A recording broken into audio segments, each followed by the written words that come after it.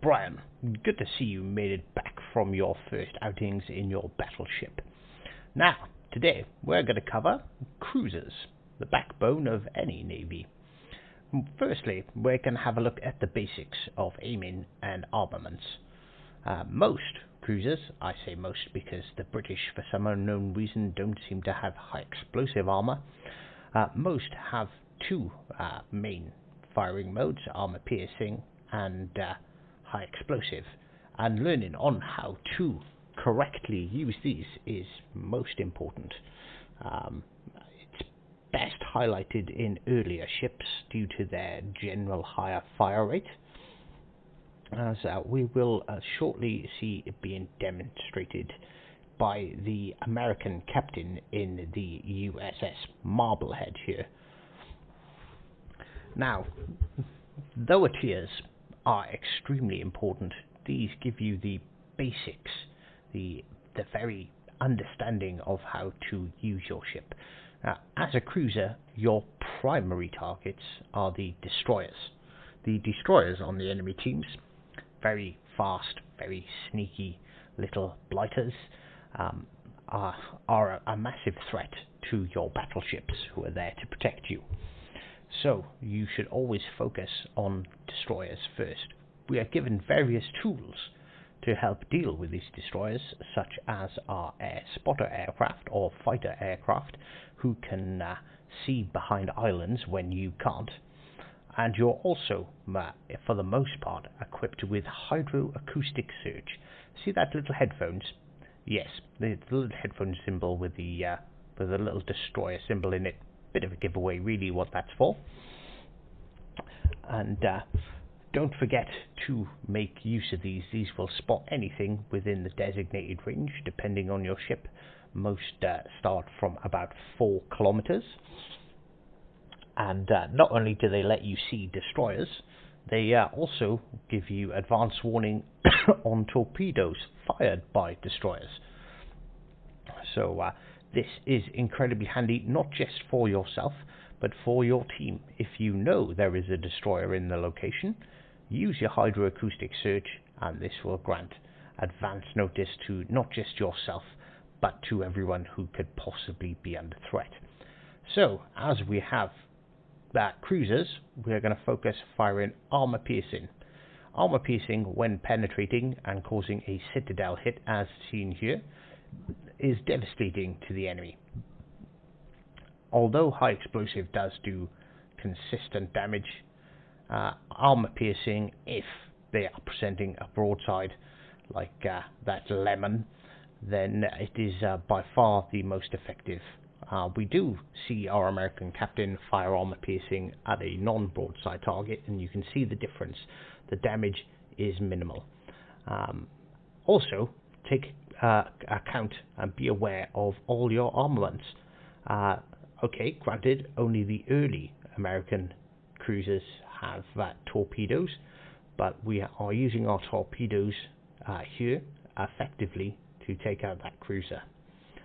Now, here is our first destroyer. We immediately switch to high explosive ammo because due to the low amount of armor that destroyers tend to have, armor piercing will blow right through the ship, causing minimal damage, whereas high explosive will explode inside the destroyer, causing massive damage, as we can see here. Vanquished. Now, it is important, again, this is where we're going to demonstrate the use of hydroacoustic search.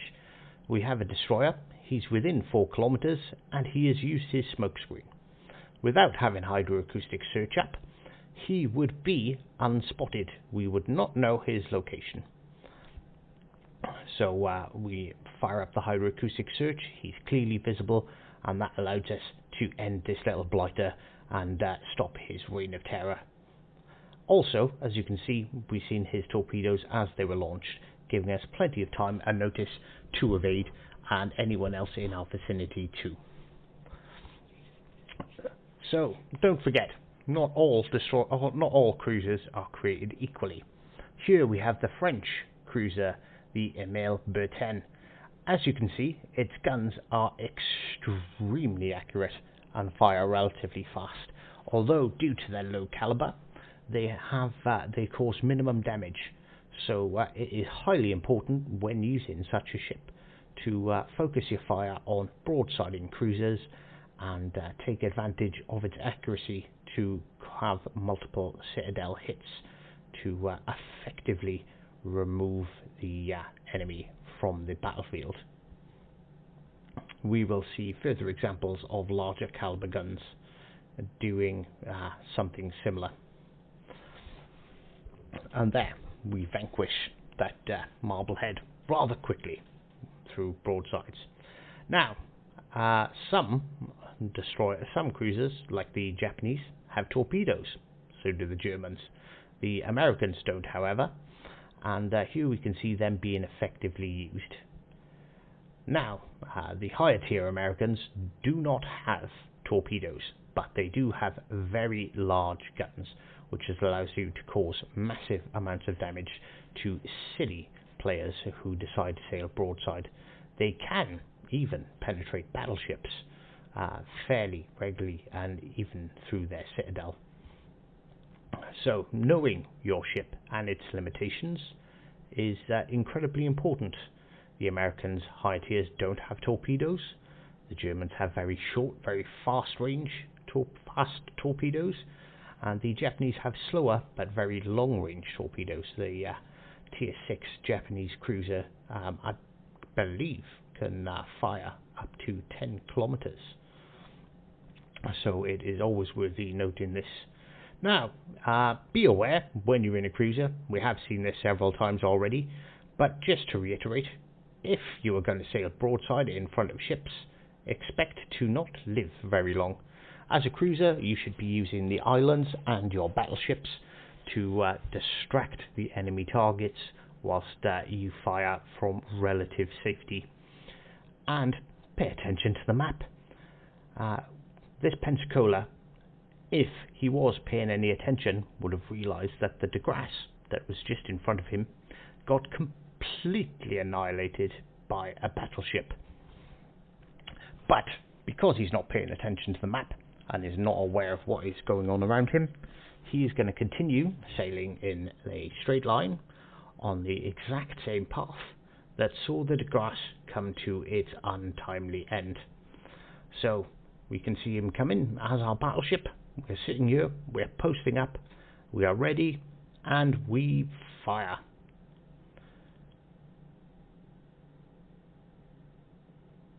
Yes, well, that's what will happen. So here we have just about the best example I have been able to find of a cruiser being played correctly. The destroyer is spotted, so he fires up his hydroacoustic search to let his battleship know that there is torpedoes on the way.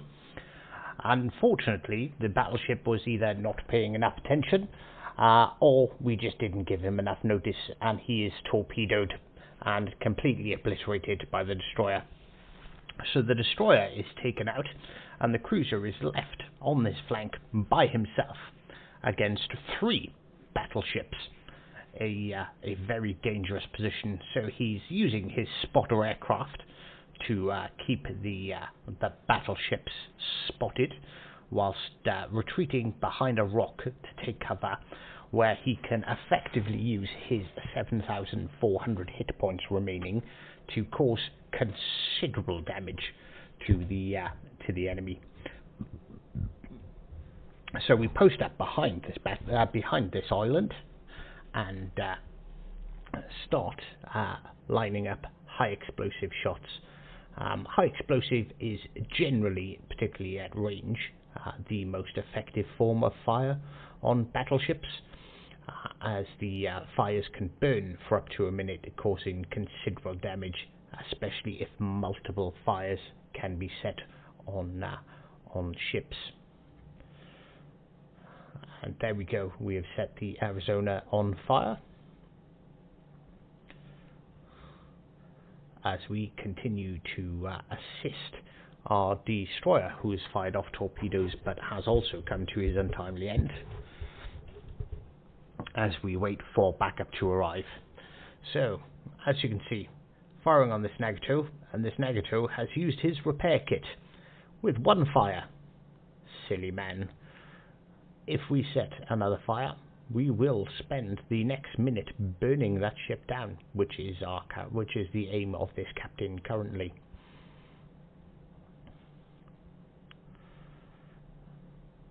A fire has been set, although not by ourselves. I say ourselves, it's this American cruiser captain. He's doing a fantastic job. Loud, brash characters in general, but oh, my Jove, do they know how to use their ships in battle?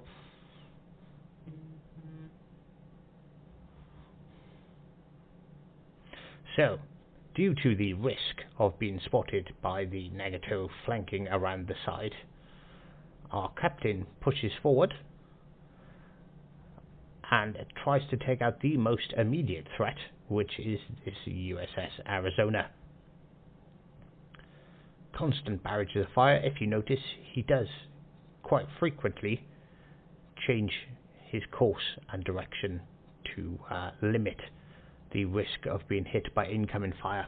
So our gun is damaged, our engine is damaged, and the ideal time to use the repair kit. You don't want to be stuck out in open water, as he sets another fire on the Nagato, with our aim now to keep at least an island between ourselves and the battleships as we continue to rain down damage. And another fire set. And a high caliber award. Fantastic job. I believe he also picked up a Confederate. And another fire again. There we go. Confederate medal as well.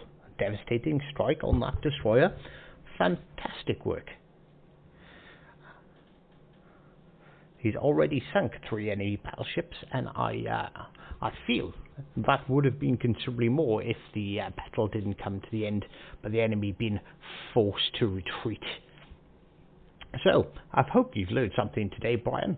Take this useful knowledge out into the world and use it to not only prove yourself worthy, but your country proud and your teammates in admiration. Until next time, toodle pip.